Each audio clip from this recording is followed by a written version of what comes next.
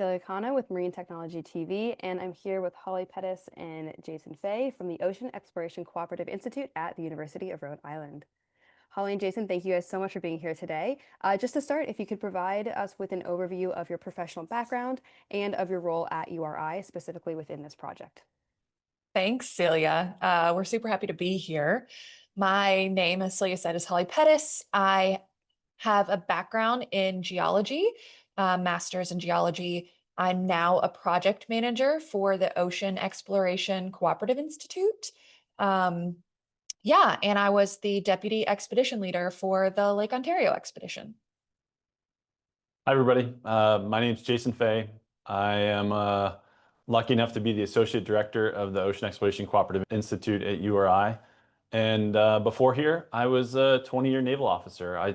I served in the Civil Engineer Corps in the Navy, focused on ocean engineering, deep ocean robotics, and critical infrastructure protection as I was finishing my career.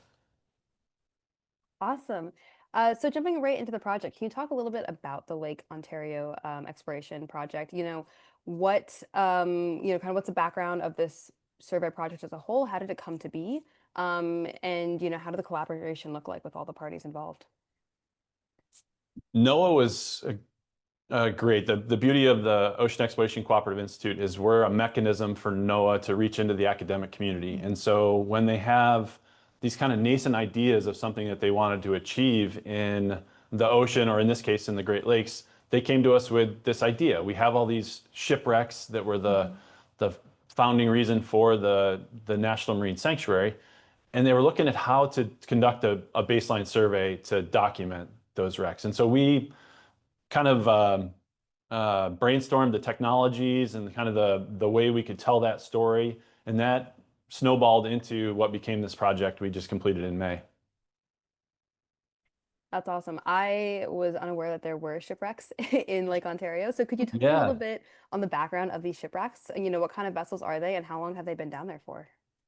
Yeah, so that was a sentiment shared with a lot of the people we were working with that weren't the shipwreck experts. Was just like, there are so many shipwrecks in our backyard, and it was kind of mind-boggling. Within Lake Ontario National Marine Sanctuary, there is right under 100 known shipwrecks. We documented 17 of those while we were there. But within the lake, in its entirety, there are hundreds or potentially thousands of shipwrecks that are down there. And a lot of them are from the time of the westward expansion. Like the ships were carrying all of the goods that people needed to take with them as the country was expanding. So they're old wooden sailing schooners. We saw some early steam barges, which was really cool. The variety of the different types of ships that we saw was really interesting for sure. The reason why there's so many shipwrecks is because the lake's big, and you might think about it in like your local lake kind of setting, but when you get offshore in Lake Ontario, it can have conditions very similar to the ocean, right? Mm-hmm. It's not tidally affected, but it's big enough that the fetch allows the wind to generate storms and waves on the ocean or on the lake that are significant to sink a vessel like this. And a majority of the wrecks that we were looking at happened in this November and early December timeframe when these companies are trying to get the last delivery in before the lake freezes up, and a big storm will come through, and sure enough, it'll sink vessels. And it was a very competitive market, so everybody's pushing to try to be that last company to get the last run in to make the profit for the year. And it turned out to be a poor decision for hundreds of vessel providers. Yeah.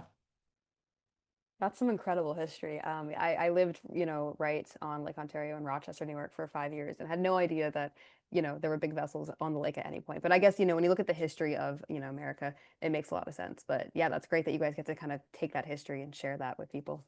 Something that was also really cool was the community around Lake Ontario came together to have this National Marine Sanctuary designated. And we were really fortunate. We were able to interact with those community members while we were out on Lake Ontario. We hosted ship tours for local high school students and the Sanctuary Advisory Council. It was so great to see their enthusiasm and their appreciation for the work that we were doing. documenting the wrecks that are in their backyard. We're touring these school groups through the ship, and at one point, Ben Yost, our maritime archaeologist that was sailed with us and was our chief scientist, was talking about the wrecks with these kids, and they were probably high school age students, and hadn't asked many questions throughout the whole thing, but were engaged.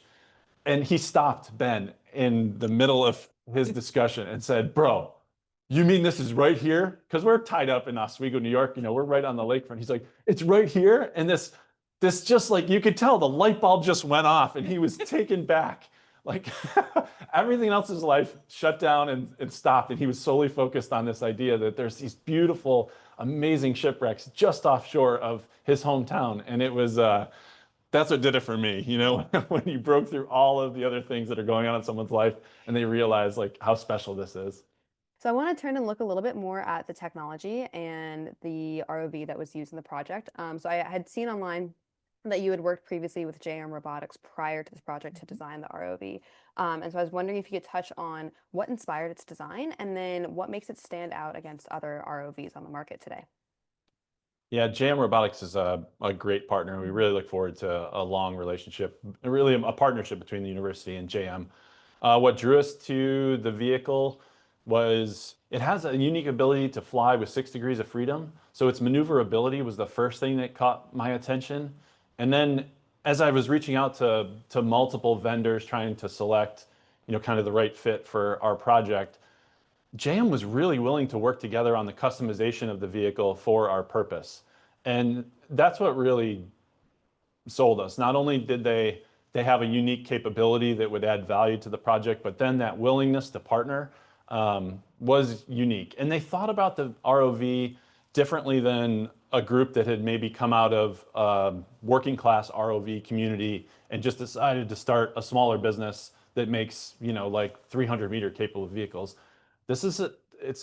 They're a different group and they think differently. We really appreciate that. They're open to this collaboration. And so they had this HD3 vehicle that was 300-meter radius, which is the core of our system. And then we worked together to design the skid, integrate the Voyis camera. The joke with them was that we were constantly picking the sensors and equipment from the top shelf of the market. So we kept that theme alive. And I think you're going to see out of JM, the next version of their vehicle will mirror much of the learning that we did together on this project. And the kind of inspiration for all of those choices, our goal going into this was to create the best data product for NOAA that we could. And what they wanted from us were these high resolution 3D models of the shipwrecks. And the body and the skid that we were able to integrate onto the HD3 robot allowed us to have all of those sensors to create those 3D models. Yeah, and the key enabler there was the Discovery stereo camera from Voyis. If you saw the Titanic model that was just produced or Shackleton's Endurance, those were kind of the inspirations for the quality of the output that we were expecting to achieve. And so Voyis has turned out to be a great partner in this. They are now, it looks like a relationship with JM Robotics is budding between those two companies. So there's a lot of goodness coming out of it from a company to company perspective. And then we hope to have them in our, cadre of partners as we move forward with everything we're doing in this kind of 300 meters and shallower. And then in terms of, the vessel going into the future, are there plans to commercialize it? Are there plans to do other projects with it? Or was it, kind of primarily designed for this project and that was its function in the meantime? What do the next steps look like for the vessel? Yeah, we've got huge plans for little Rhody. The vehicle is extremely capable and can be applied to a number of different scientific support missions. We're also interested in the vehicle supporting the local community in kind of an emergency response way. That the state knows that the university has this resource, that it's ready to go on the shelf and can be easily deployed. All of this fits in, a couple of Pelican crates and can be loaded onto a small boat to be, used in some kind of hasty inspection scenario. So we're excited about that. As far as commercialization, JM Robotics, I think, is really excited about this opportunity. And like I said, you're going to see a version of Rhody likely from them as a commercial product moving forward. We are planning to add manipulator arms onto our HD3 to Rhody. That way we are expanding its capability. We can not only do the survey work, but we can collect samples and actually interact with the seafloor or the lake bed as well. Yeah, the manipulators are huge for the student-facing aspect of this. Not only are the students able to pilot this vehicle, but the robotics in the kind of algorithms and the use of those manipulator arms are going to be extremely important for student-facing projects. And so I can see not only the manipulator sitting in the tank on a skid, then being mounted to the vehicle, that skid being mounted to the vehicle, then going off the pier and having all kinds of advanced kind of solutions to how that functions are a huge enabler for the student-facing aspect of this. Yeah. That's incredible. So I want to just talk a little bit more about the survey itself. So can you provide some insight into what that looked like? So how long was Rhody in the water? Kind of what did the day-to-day look like over the course of the entire project? Our day-to-day, I would say, was pretty dynamic at first. This was our first expedition with Rhody. So we also had a student, our team we had a lot of students with us out on the water. So the first few days we were getting into the swing of things. What did we want our process to be? And we had went over all of this before we went out to the lake, but there are some things you can't emulate unless you're actually in the research environment. So, but once we got our routine established, we would start our day between 6:30 and 7, have Rhody in the water right after breakfast, complete a survey around lunch, depending on the size and the complexity of the shipwrecks. Some of these wrecks had standing masts, which would add a lot of survey time because for the photogrammetry, you need pictures of every angle of what you're surveying. So those standing masts would add quite a bit of survey time. Most days we were able to complete 2 surveys, but we had a day where we completed 4. So it really was dependent on the size of the wreck, everybody's energy levels. We were a small team, but everybody gave it their all throughout the entire expedition. It was really great to see the level of enthusiasm of everybody that was out there. Everybody was very passionate. It was really cool. Yeah, and so we had ROV dives during the day, and then we'd also brought with us multi-beam sonar that we mounted on the ship, and we did mapping operations at night. And part of that was to fill in gaps that were unmapped in the lake, but we were really excited about finding new targets that were original, shipwrecks that we had found, and then we got to dive on it, and we were successful in that. And one of the most rewarding kind of stories was we had an undergraduate student that was shadowing and interning on the mapping side of things. So they were working basically the night shift, and the mapping lead was off in the galley getting a snack or something. And sure enough, a shipwreck appears in the multi-beam data. And Susanna has the opportunity. She's like running around the ship, banging on doors, waking people up because she's so excited about this. And sure enough, it was confirmed that this wreck hadn't been identified by the shipwreck community in the lake, that Susanna really was the person to make this discovery. Yeah. And for an undergraduate to have that experience was exactly why we do this, right, from a university perspective. So last 2 questions. Can you touch a little bit on what your findings actually looked like? So the kind of, data or information that you've walked away with. And, if you can kind of summarize how many shipwrecks and, was there anything unexpected, surprising, just kind of an overview of what those findings look like. Yes, 750,000 images, I don't know, dozens and dozens of hours of subsea video. Our output is the 3D models, the photorealistic 2-scale models of each shipwreck. We have a team of students in the lab working on those now. We spent the last couple of weeks refining kind of the data management process and the workflow for them, but they're cranking, as we speak.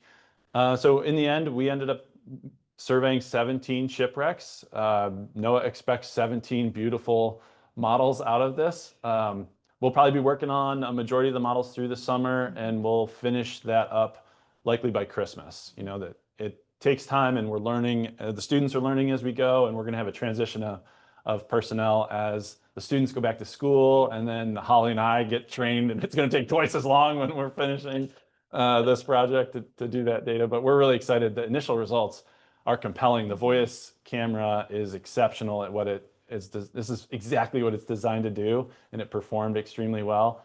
And so I can't wait to share that with the public. And that's really the end goal of this, is NOAA's going to use these models to understand the resource and help protect them, but also to share with the public, so that that high school student that was wowed by the footage that he saw gets to interact with the data in a really, really compelling way.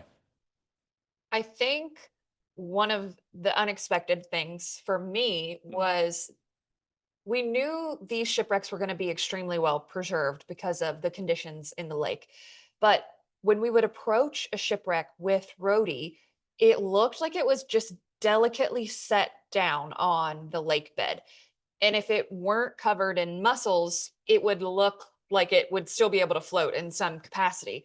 But then we would approach other wrecks that looked totally mangled. So the variation in the preservation, or not the preservation, but the state of the actual wreck was always very surprising to me. Standing mast and rigging intact Yeah. on some of these. Like literally the only thing that was missing was the sails that had rotted away, right? It was One thing that our chief scientist was really excited about, if you're familiar with sailing schooners at all, on the front of the vessel on the bow, there's something called a dolphin striker. And it just protrudes from the bow, but there's a lot of rigging that's necessary to kind of hold that in place. And we saw one of those that was completely intact. All the rigging was still there. And it was just like a kid in a candy store when he got to see that. It was really fascinating. That's amazing. So then I guess you kind of started to touch this already, but looking forwards, what are next steps with this information? What are next steps for both of you? What can we hopefully see in the coming months? But there we'll also share, like we'll have a blog or some sort of project updates as we go through. And we have a number of NOAA-focused expeditions that are on the schedule already, likely to happen in the spring and summer of next year. So that seems like a long time, but what's cool for us is we think we're going to have the manipulator arms integrated by then. So we may be bringing like a bunch of really cool tech to those projects. We've got, it looks like cold water coral community inspections in the Gulf of Maine, the sinking of the SS United States off the coast of Florida. We may participate with Rhody in making a photogrammetric model of that, assessing kind of the impact on the environment and how the environment responds to that shipwreck site. This is a really cool opportunity because you can do this pre-sinking inspection to know what the current conditions are. And then after the vessel sunk and the community starts to interact with it as a dive site, how it changes is an important kind of scientific question to answer. So we'll participate in that. There's a potential documentary off of Nantucket that's in the works. Lots of good stuff. In the meantime, though, while we wait for all of this work to kind of get underway, my primary job is managing all of the students and making sure that all of this data is being processed correctly and we're getting everything delivered to NOAA. We have a great student team. They're a joy to work with. They're so enthusiastic. So it makes my job pretty easy. Awesome. Well, thank you both so much for being here today and taking the time. I'm very excited to hear what Rhody does next. I'm also very excited to see all of the 3D models and things like that when they finally come out. And yeah, we look forward to following along with your journey. Yeah, thanks so much for having us, Celia. This was great. Yeah, this has been super fun. Thank you.